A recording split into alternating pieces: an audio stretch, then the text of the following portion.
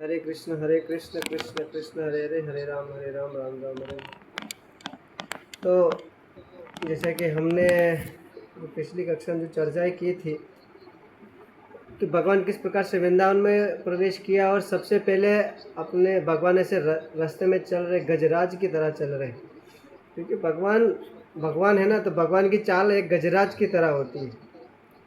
जैसे जगन्नाथ जी रथ यात्रा होती है, तो मैं जब जगन्नाथपुरी में था, जगन्नाथ जी के दर्शन करने के लिए गया था जगन्नाथपुरी में, तो वहाँ पे भगवान को स्नान करवाने के लिए लाया जा रहा था। तो भगवान जगन्नाथ जी को जो चलाया जा रहा था धरती से, को स्नान मंडप की ओर लाया जा रहा था, तो ऐसे चल रहे थे, गजराज की तरह चले रहते थे। जैसे धरती कंपन होता ना, इसी प्रकार से मुझे वहाँ पे ऐसा अनुभव हुआ कि भगवान चल रहे हैं तो ऐसा गजराज की तरह चल रहे हैं और धरती कंपन हो रहा था, ऐसे आवाज़ आ रहा था वहाँ से।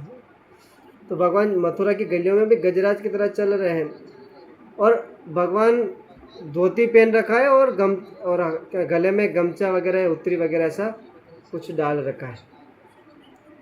सुदामा जो धोबी था, जो रंग करने वाला, जो कंस के कपड़े के, जो राज में जो रहने वाले हैं, राजा के जो कपड़े होते हैं उनको कलर करना, धोना, ये काम एक धोबी का काम था। तो रास्ते में एक धोबी मिला फर्स्ट में, तो धोबी मिला तो मतलब वो ऐसा क्योंकि कभी कोई बड़ा होता है, जो राजा होता है, किसी को बड़ा पोस्ट मिल जाती है, बड़ी सेवा मिल जाता है, तो व्यक्ति अपने आप को ऐसा समझने लगता है कि हम ही यहाँ के राजा है, क्योंकि हम सेवा कर रहे हैं। तो हम जो सेवा कर रहे हैं कंस के, तो दूसरे लोगों को वो तुच्छ समझ रहा था और बोल रहे कि ये तो असुर है, असुर की सेवा कर रहे हैं, तो इनका इतना अहंकार आ रहा है, इनका अहंकार अभी दूर कर देते।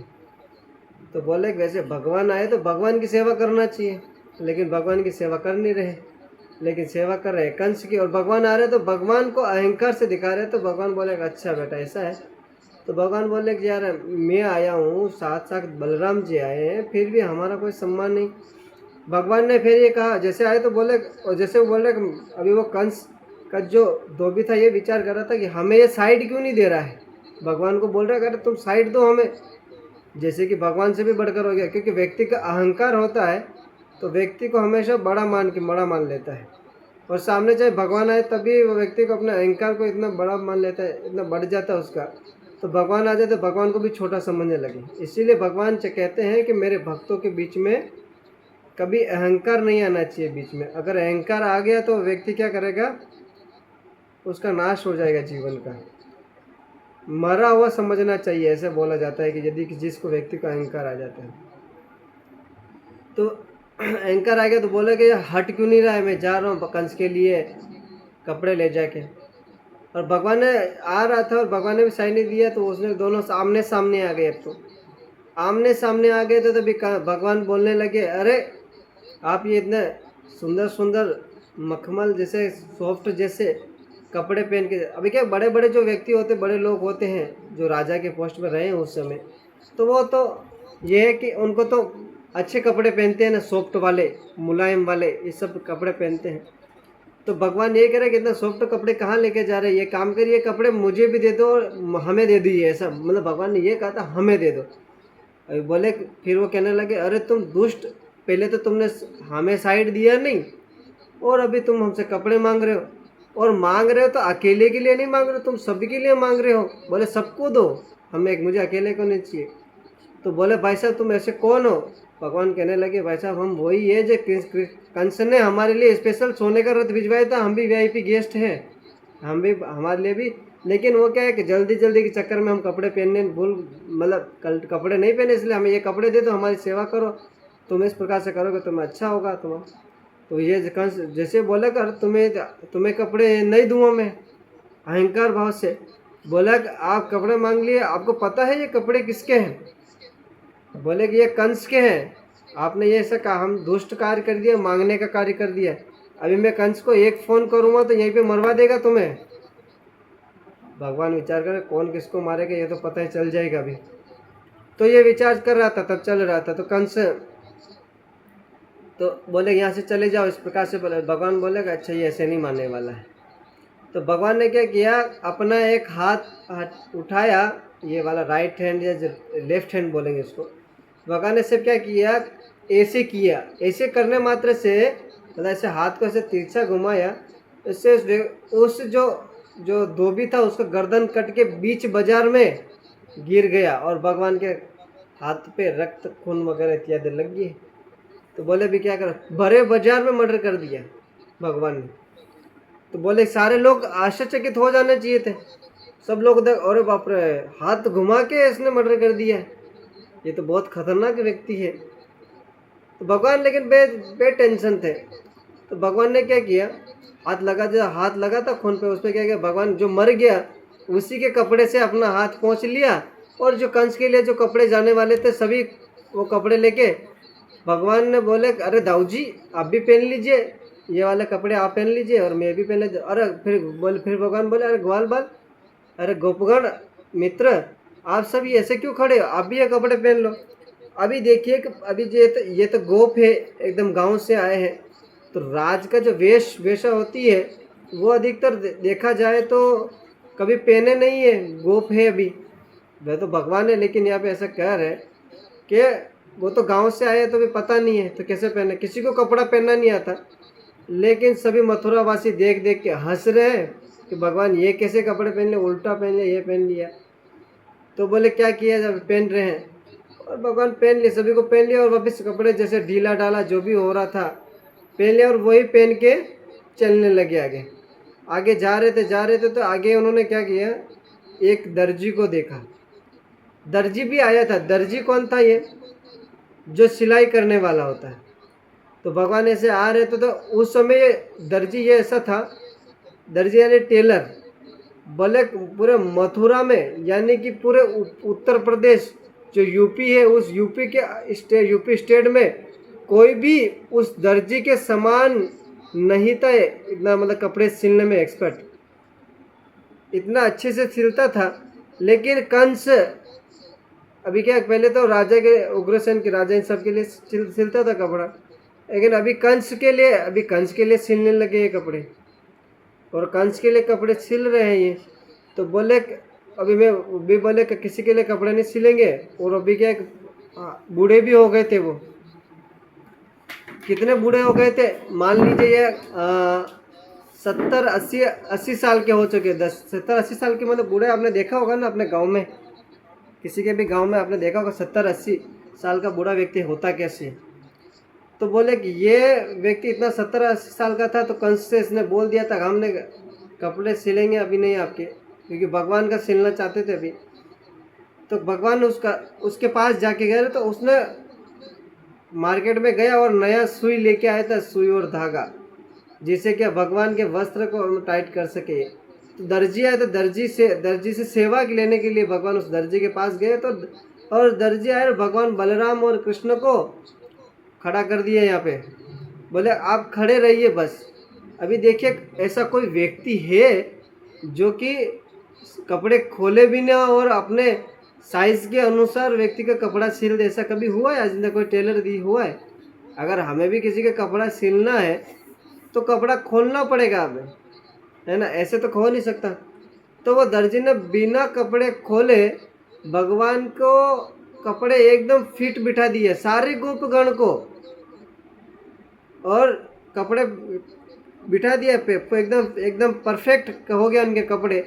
तो फिर बोले, अभी भगवान को बोले, भगवान से कहने लगे कि अभी आप कपड़े पहन लीजिए। भगवान तो पहन ही रखे थे, तो भगवान को देख ही रहा है और भगवान कपड़े सिल दे। तो बोले कि अभी बलराम जी और सभी मित्रगण बोलने लगे, बोले यार अभी हम तो पैसा लाए नहीं है, तो अभी क्या करें, देना तो चाहिए ना कुछ तो काम किया आपने। तो बोले, कृष्ण बोले क्या दे इनको, मतलब मित्रगण बोलने लगे कुछ दो ना दो, लेकिन आशीर्वाद दे दो इनको। तो भगवान ने फिर आशीर्वाद दिया उसको कि बोले कि तुम ये कहा तुम हमेशा जवान बन जाओ, तरुण अवस्था में बन जाओ। भगवान ने ये आशीर्वाद दिया है। तो वो 80 साल का बूढ़ा कितना हो गया, एकदम देख लो 17-18 साल का हो गया। और एक वरदान एक और दिया था उनको।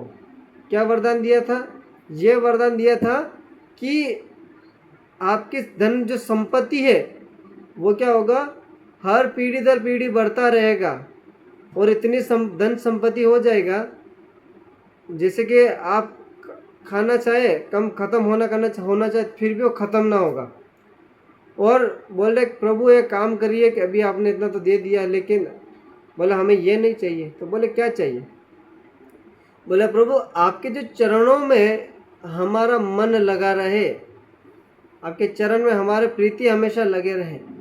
और आपने इतना इस दास के ऊपर इतना तो कृपा की है, लेकिन एक काम एक और कर दीजिए, हमारे घर के अंदर प्रवेश करिए। तो बोले जैसे ठाकुर जी को उस घर के अंदर प्रवेश किया, कृष्ण बलराम ने प्रवेश किया उस घर के अंदर, तो जो टेलर मास्टर था उसके घर में जैसे भगवान प्रवेश करते हैं, तो जैसे प्रवेश करते हैं तो उस घर के अंदर भगवान जिस जिस जगह पर देखते हैं, यहाँ तक कि लकड़ी तक को भी देखते हैं, तो भगवान की दृष्टि मात्र से वो सोना हो जाता था। खंबे के खंबे सोने हो जाते थे। घर के अंदर खंबा रहता है ना, पहले तो खंबा रहता था, तो इस खंबे के अंदर भी सोना इत्यादि वगैरह हो जाता, तो भगवान के दृष्टि मात्र से ये सोना आ जाता। तो देखिए अभी भगवान ने के कपड़े पहन लिए, और कपड़े पहन के बाद टाइट भी हो गया, और कपड़े टाइट हो गए, तो अभी क्या है? तो बोले अभी भगवान क्या करने लगे, भगवान अभी यहाँ से उस गली से निकल के सारे लोग भगवान को देख रहे थे आश्चर्यचकित। ये जो भगवान ने चमत्कार किया था, लीला की थी, तो सभी के ब्रजवासी लोग हैं वो सभी के सभी देख रहे थे, और ये विचार कर रहे थे कि ये जो दर्जी है इसको सिर्फ भगवान ने इसको ये बोल दिया कि आप हमेशा अमर हो जाए, मतलब जवान हो जाइए। तो वहाँ के बूढ़े लोग ये वगैरह भी विचार ये करने लगे कि यार इसको टच करने मात्र से ये नौजवान हो गया, तो क्या पता अगर ये 80 साल का बूढ़ा 17-18 साल का हो गया, तो क्या पता अगर थोड़ा सा टच हो जाएंगे तो ज़्यादा से ज़्यादा हमारी उम्र कितनी बढ़ जाएंगी, हमारी तो कम से कम 10-15 साल तो उम्र तो बढ़ी जाएगी ना, हम भी 10-15 साल के तो युवा दिखाई देंगे ना। ये मान लो टच विचार कर रहे थे, बोले हम टच कर ले तभी हमारा हो जाएगा। लेकिन उसमें क्या उसने तो सेवा की थी, इसलिए ये संभव हो पाया। तो भगवान बोले चलो ठीक है, ये लोग बहुत पब्लिक पीछे पड़ रही है, तो एक काम करते हैं, यहाँ से हम निकलते हैं, अभी दूसरी जगह जाते हैं। तो भगवान यहाँ से निकल के तो जिस रोड सड़क से जाना था उस सड़क से थोड़ा आगे गए, लेकिन थोड़ा लेफ्ट मुड़ गए। और लेफ्ट मुड़ गए तो लेफ्ट मुड़ने के बाद तो सारे मथुरावासी बोल रहे थे यहाँ पे तो ये तो रूट हमने डिसाइड नहीं किया था कि भगवान इस रास्ते पे जाएंगे, लेकिन भगवान ने तो ये लेफ्ट साइड में ले लिया। तो बोले ये कहाँ जा रहे हैं अभी? तो बोले भगवान अभी यहाँ से बोले क्या हो गया? तो बोले भगवान जा रहे हैं, बलराम भी जा रहे हैं, और साथ साथ में कृष्ण बलराम भी जा रहे हैं, साथ में गोपगण भी जा रहे हैं। तो जाते जाते आगे गए तो वहाँ पे एक माली मिला। माली समझते, माली मतलब जो भगवान के लिए फूल करते, जिसका नाम था सुदामा माली के घर पे गया। तो बोले सुदामा माली भी इतना फेमस था माला बनाने में, तो बोल रहे कि इनकी जो माला पहनने के लिए देवी देवता को भी वेट करना पड़ता था। मतलब उस समय क्या बोलते, पहले जो एक ये लीला घटता है इसके अंदर कि जब अग्रसेन का विवाह हुआ था तो उनको माला की ज़रूरत थी। तो बोले सुदामा माली है, उसके पास जाइए, आप क्या करो वहाँ से माला लेके आओ। तो सुदामा माली के पास सैनिक आए और कहने लगे कि हमें माला चाहिए। तो सुदामा माली ने कहने लगे नहीं, अभी हम आपके कंस के क्या नाम उग्रसेन के लिए माला नहीं दे सकते, क्योंकि हमारी माला तो मंदिर देवालय इत्यादि वगैरह सब में जाती है, किसी व्यक्ति के लिए नहीं है, ये तो भगवान के लिए है। तो वैसे देखा जाए तो भगवान के ही पार्षद, भगवान के ही वैकुंठ से आते हैं ये सब पार्षद वगैरह। तो भगवान के लिए भगवान को जिससे पता चला कि सुदामा माली रहते हैं, और बोले भगवान उस भक्त के यहाँ पे चलते चलते गए, है ना। तो बोले भक्त को ऐसा कार्य करना चाहिए ताकि भगवान का दर्शन करने के लिए भक्त को नहीं तरसना चाहिए, कम से कम भगवान को तरसना चाहिए, भगवान के भक्त के दर्शन करने के लिए। हम ऐसा कार्य करें कि भगवान हमारे दर्शन करने के लिए आ जाए, हम भगवान के दर्शन करने के लिए ना, एक तरह से हो। मतलब एक हमने एक थोड़ा सा वाक्य रखा, जैसे भक्त का ये भाव होना नहीं चाहिए कि भगवान हमारे दर्शन करने के लिए आए। भक्त का तो भाव यही होना चाहिए कि हमें तो बस कृष्ण का ही दर्शन करना है, और ये लालसाएं होनी चाहिए।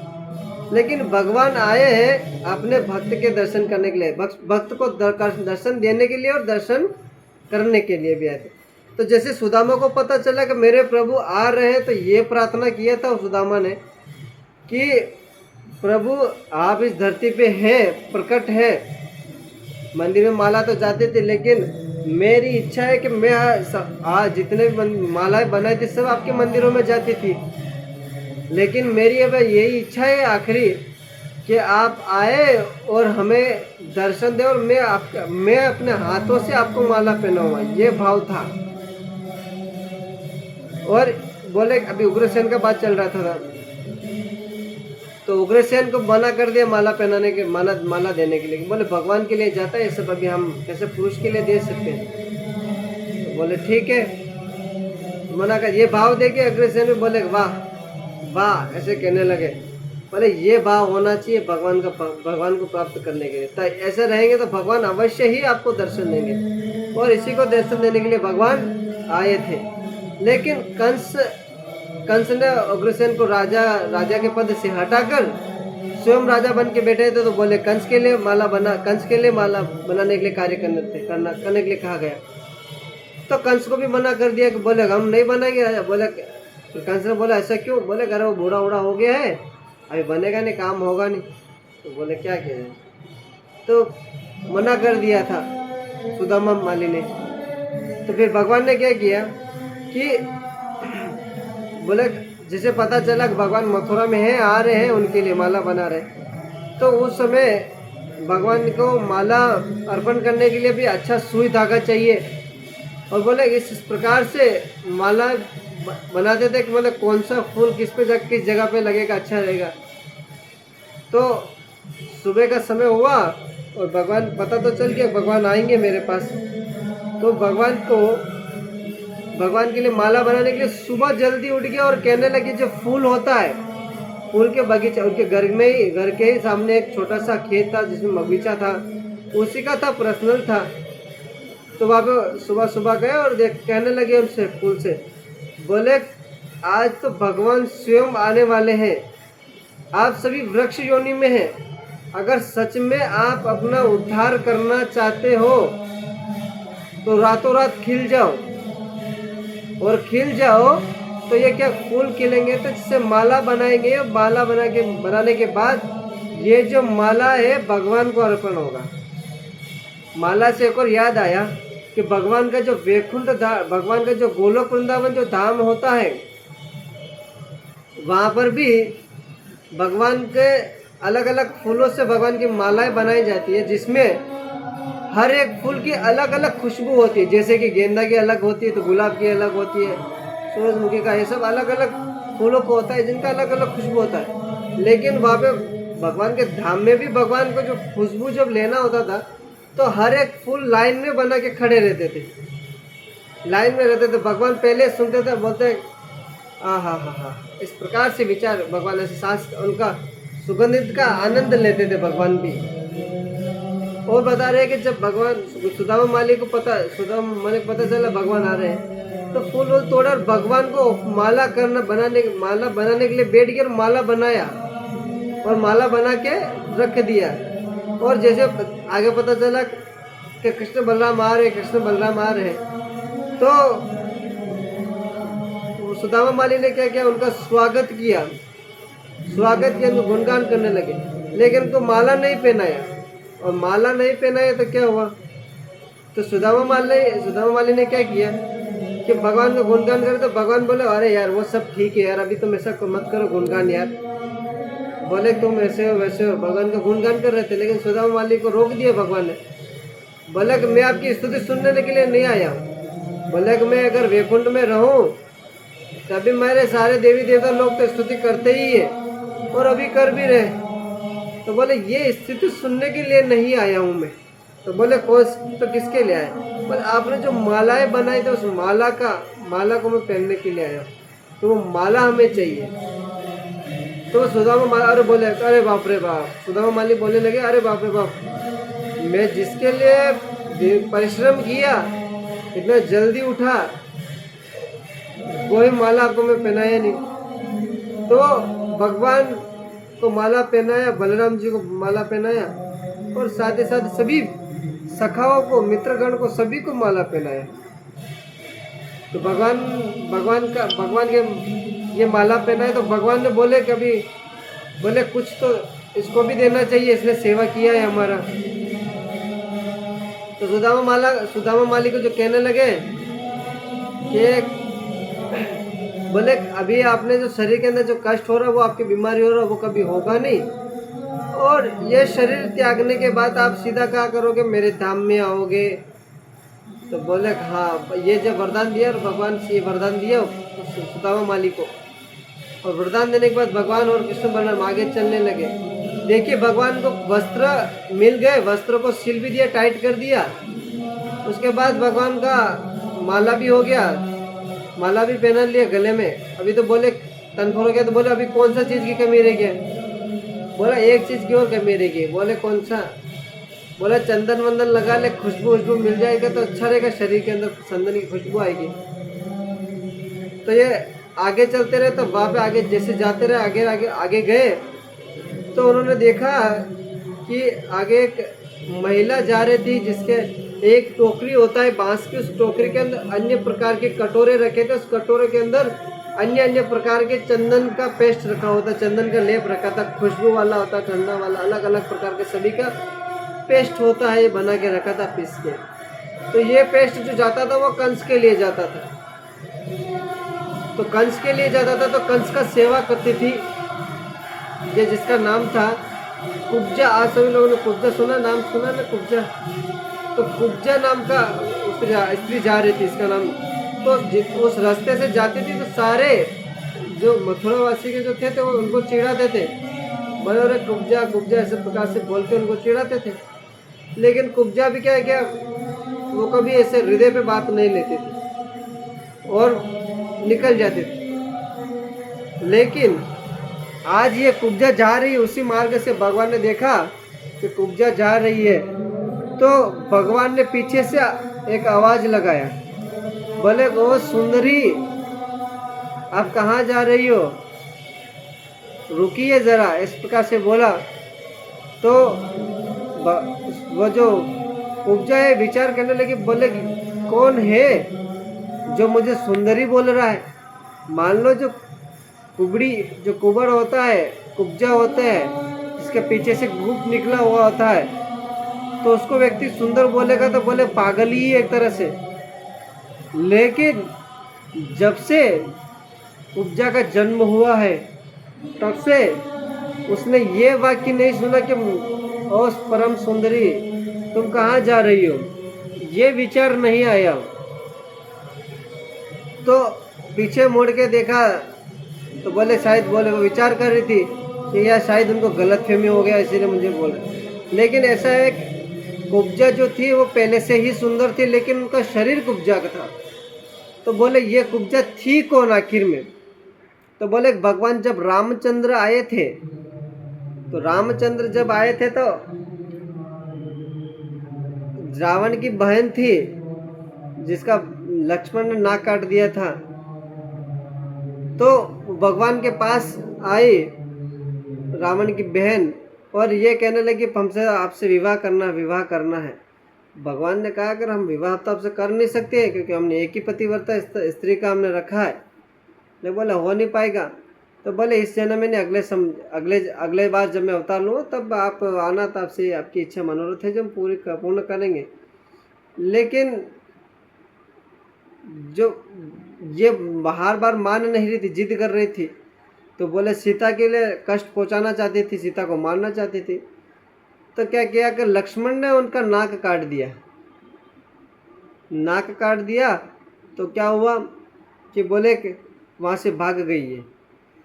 भाग गई तो बोले अभी क्या, उस समय तो भगवान ने इसकी इच्छा पूर्ण नहीं की, लेकिन हृदय का भाव था, चाहे वो किसी भी भाव से आई थी कि भगवान उसे अपनाए, तो ये भाव से वो आई थी उसके पास।